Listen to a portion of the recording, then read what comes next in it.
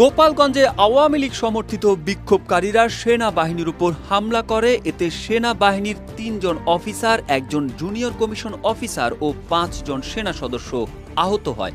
বিক্ষোভকারীরা সেনাবাহিনীর একটি গাড়িতে আগুন ধরিয়ে দেয় এবং এক সেনা সদস্যের অস্ত্র কেড়ে নিয়ে মিছিল করে। এ সময় বিক্ষোভকারীদের ছত্রভঙ্গ করে পরিস্থিতি নিয়ন্ত্রণে আনার জন্য সেনা টহল দল ৪ রাউন্ড অ্যামুনিশন ফায়ার করে। পরিস্থিতির তীব্রতা পরিলক্ষিত হওয়ায় ইতোমধ্যে যশোর ক্যান্টনমেন্ট থেকে গোপালগঞ্জে অতিরিক্ত সেনা মোতায়েন করা হয়েছে। কঠোর অবস্থানে সেনাবাহিনী।